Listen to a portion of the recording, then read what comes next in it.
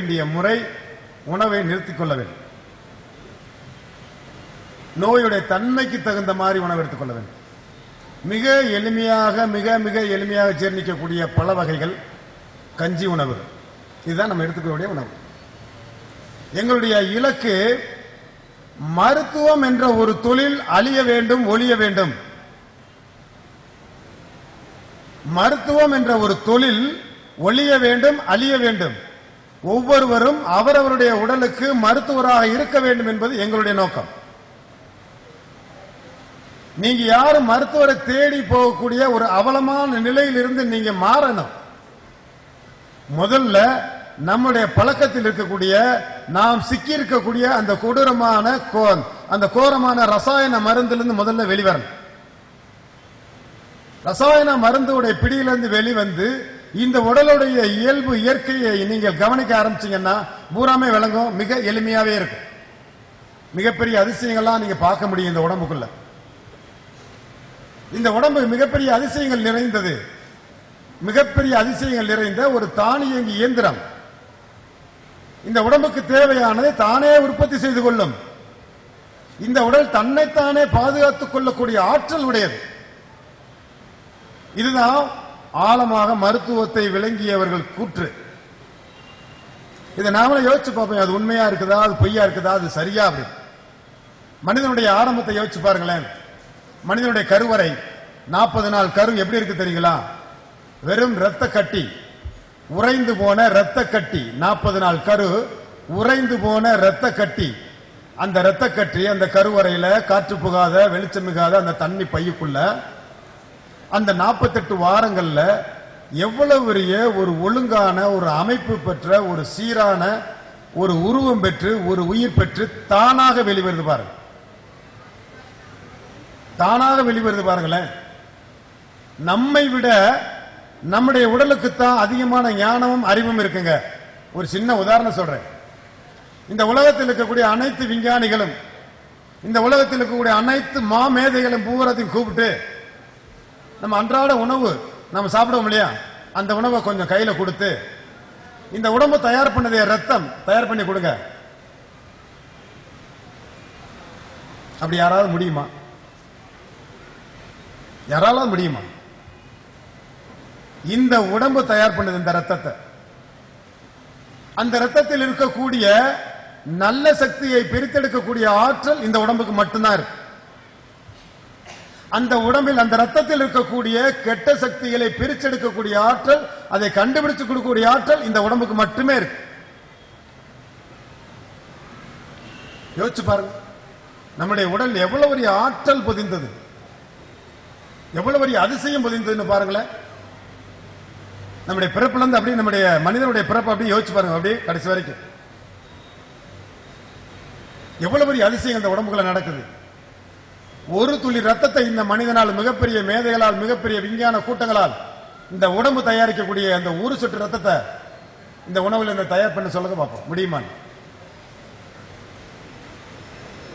முடியவே முடியாது. ஏன்னா இந்த உடம்புக்கு தன்னைத்தானே பாதுகாத்துக் கொள்ளக்கூடிய ஆற்றல், இந்த உடம்பு தனக்கு தேவையானதை தானே உற்பத்தி செய்து கொள்ளக்கூடிய ஆற்றல் இந்த உடம்புக்கு மட்டுமே இருக்கு. நாம அங்கதான் தவறு செய்யறோம். அதை மட்டுமே நம்புறதில்லை. அதை மட்டுமே நம்புறதில்லை.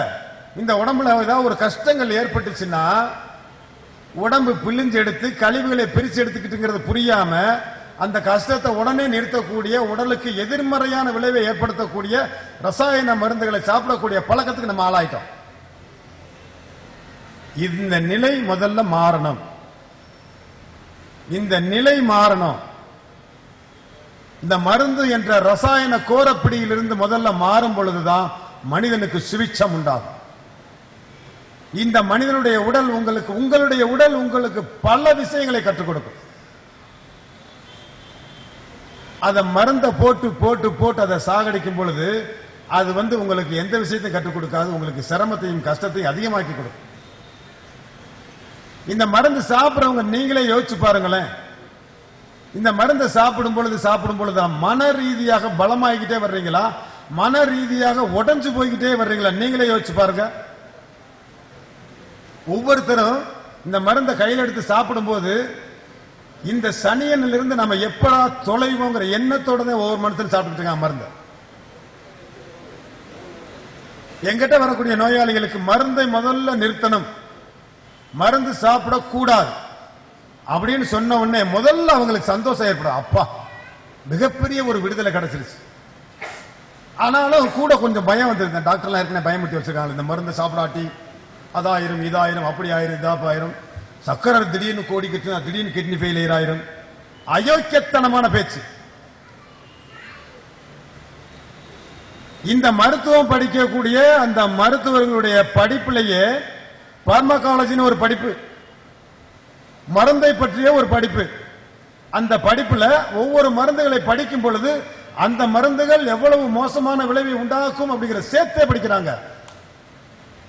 ஒவ்வொரு மருந்துகளும் கிட்னியையும் கல்லீரலும் கேட்டை உண்டாக்குங்கிறது சேர்த்தே படிச்சுக்கிட்டே இருக்கிறாங்க. ஆனா நம்மகிட்ட அதை சொல்றதே இல்லை. ஒரு மனிதனுடைய கிட்னியையும் கல்லீரலையும் கெடுத்து அவனை எப்படி ஒரு ஆரோக்கியமான மனிதனாக பார்க்க முடியும்? இந்த மனிதனுடைய உடம்பில் இருக்கக்கூடிய தசைகளுக்கும் தசை நார்களுக்கும் சக்தியை கொடுக்கக்கூடியது அந்த கல்லீரல். அந்த கல்லீரலை பால்படுத்திட்டு எப்படி இந்த மனிதன் ஆரோக்கியமான மனிதனா பார்க்க முடியும்? இந்த மனிதன் உடல் ரீதியாக பலகீன படப்பட மன ரீதியாக செத்து போய்கிட்டே இருக்கான். இது ஒரு வகையிலான ஒரு அரசியல் பின்னணி இருக்குங்க இந்த மருந்து வியாபாரத்தில்.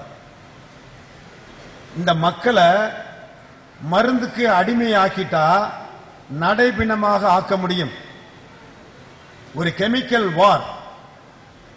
இந்த ரசாயன மருந்துகளோட இந்த மக்களை அடிமையை ஆக்கிட்டா இந்த மக்களை என்ன வேண்டாலும் செய்யலாம். அந்த நிலைக்கு ஆளாயிரும் இந்த மருந்து அந்த நிலைக்கு நம்மளை ஆளாக்கிறோம். அந்த மருந்துடைய கொடூரம் எந்த நிலைக்கு நம்மளை உண்டாக்கும்னா நம்முடைய ஊக்கத்தை அழிச்சிடும், நம்முடைய புத்துணர்ச்சியை காலியாக்கிறோம். ஏதோ வாழ்றோம், வெந்த சோத்தை தின்னுட்டு விதி வந்தா சாவும் அப்படிங்கிற ஒரு அவலமான ஒரு நிலைக்கு கொண்டு வந்துடும் இந்த மருந்துகள். எதையும் எதிர்கொள்ளக்கூடிய ஒரு ஆற்றல் அழிச்சிடும் இந்த மருந்து. ஒரு மேன்மையான சிந்தனையை இல்லாம ஆக்கியிருந்த மனிதனுக்கு இந்த மருந்து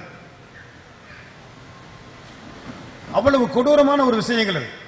இப்ப இந்த மருந்திலிருந்து நாம விடுபடும் பொழுதுதான் நம் உடம்பில் ஆரோக்கியங்கிறத உணரவே முடியும்.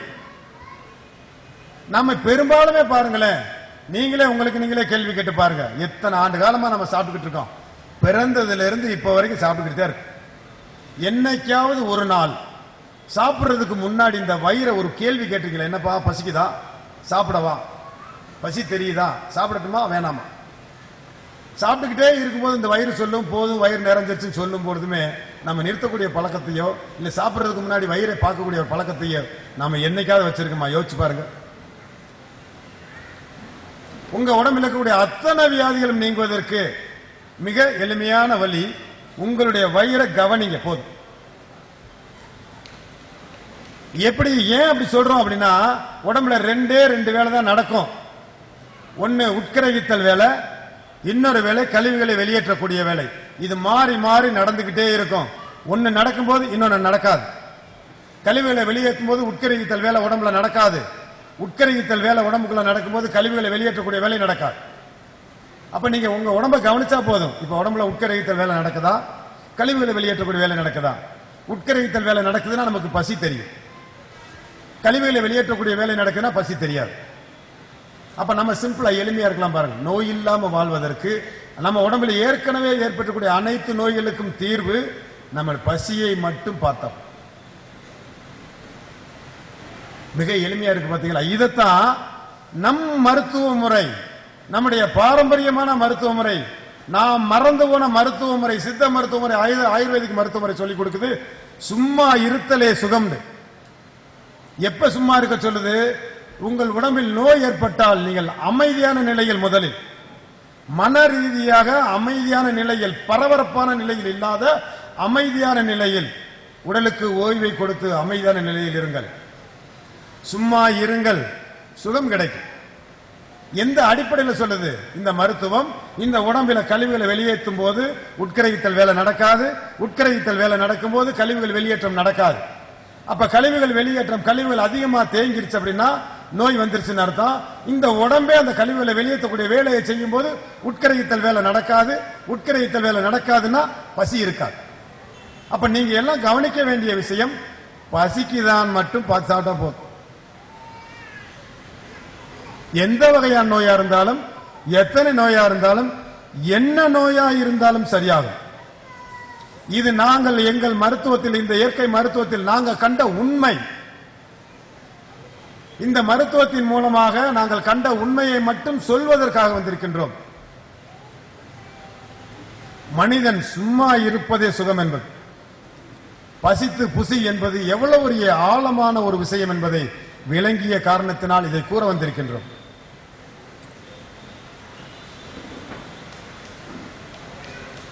இந்த அடிப்படையில் இப்ப உங்களுக்கு கேள்விகள். ஏன்னா நம்ம இப்ப கேட்கிற விஷயம் பூராமே நாம இதுவரைக்கும் கேள்விப்பட்டதுக்கு நேர் எதிராக இருக்கு. நாங்க எங்களுடைய நோயாளிக்கு சுருக்கமா ஒண்ணு சொல்லுவோம். என்ன சொல்லுவோம்னா, நீங்க ஆரோக்கியமா வாழணும் அப்படின்னா நேர ஒரு சிறந்த மருத்துவ நிபுணர்கிட்ட போங்க. அவர் கேட்கிற ஃபீஸ முதல்ல கொடுத்துருங்க. அவர் என்னென்ன நம்ம ஆரோக்கியமா வாழ்வதற்கான வழிமுறையை சொல்றாரோ அது பூரா நேர கேட்டுக்கிட்டு அதுக்கு நேர் மாற்றமா செய்யுங்க அப்படின்னு தான் சொல்லுவோம். இன்னைக்கு எங்களுடைய கருத்தரங்கமே அப்படித்தான் இருக்கும். உங்களுக்கு பூரா நேர் மாற்றமா இருக்கு. மருந்தை விட சொல்றீங்க, சும்மா இருக்க சொல்றீங்க, நோய் எப்படி குணமாகும்? இது போன்ற நிச்சயமான குழப்பங்களும் சந்தேகங்களும் உங்களுக்கு இருக்கும். உங்களுக்கு அது மாதிரியான சந்தேகம் இருக்கும் பட்சத்தில் உங்களுடைய கேள்விகளை கேட்கும் பொழுது அதற்கு தேவையான விளக்கம் நாங்கள் அளிக்க தயாராக இருக்கின்றோம். அது போன்ற கேள்விகளை நீங்க கேட்டு அதை விளக்கத்தை பெற்றீர்களானா தான் இந்த கருத்தரங்குடைய நோக்கம் நிறைவேறும். ஏதோ ஒன்று பேசுறாங்க, ஏதோ ஒன்று சொல்றாங்க கேட்டு போறதுக்காக வந்து இல்லாம உங்களுக்கு ஏற்படக்கூடிய சந்தேகங்களை நீங்க கேள்விகளா கேளுங்க. அதற்கான விளக்கங்களை நீங்க கேட்டு பெற்று அதை நீங்கள் வாழ்க்கையில் செய்து பாருங்கள். அப்படியே நம்ப வேண்டாம். நாங்க சொல்றது அப்படியே கேட்டுட்டு அப்படியே நம்ப வேண்டாம். ஒரு பகுதியாவது வாழ்க்கையில கொஞ்சம் கடைபிடிச்சு பாருங்க. அதுல உண்மை இருக்குமாயின் அப்படி கடைபிடிச்சு உங்களுடைய சந்தேகங்களை கேளுங்க. இப்ப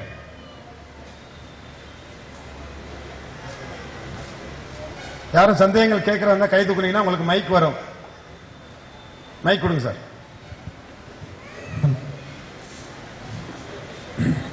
சொல்லுங்க சொல்லுங்க. என்னோட பேர் முத்துப்பாண்டி. என்னோட சித்திக்கு வந்து கிட்னியில கொஞ்சம் ப்ராப்ளம். கடந்த 2 ஆண்டுகளுக்கு முன்பு மூச்சு திணறல் ஏற்பட்டது. அவர் மருத்துவமனைக்கு சென்றார். அவருக்கு உப்புச்சத்து அதிகமாக இருக்கிறது, அதனால் நீங்கள் தண்ணீர் அதிகமாக குடிக்கக்கூடாது, அது என்ற மருந்துகள் அனைத்து கொடுத்தார்கள். 2 வருடங்களாக ஓரளவுக்கு உடலை பார்த்து கொண்டார். கடந்த 4 மாதங்களுக்கு முன்பு அதிகப்படியான மூச்சு திணறல் ஏற்பட்டது. மருத்துவமனைக்கு சென்று அதை பரிசோதனை செய்த பின்னர் அவருக்கு கிட்னி ஃபெயிலியர் என்ற உண்மையை சொன்னார்கள். பிறகு நமது அக்குபஞ்சர் முறைக்கு மேட்டுப்பாளையத்தில் உள்ள அக்கா மூலம் அதை நாங்கள் பரிசோதனை செய்து ட்ரீட்மெண்ட் எடுத்துட்டு வந்தோம். கடந்த 3 மாசமா அவங்க வந்து அவங்களோட உடல் வந்து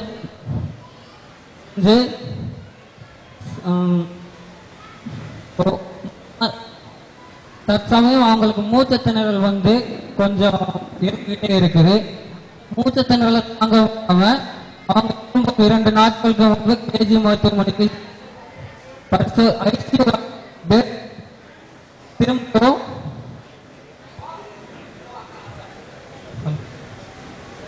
ஐசியூ வார்டுல ட்ரீட்மெண்ட் எடுத்தாங்க.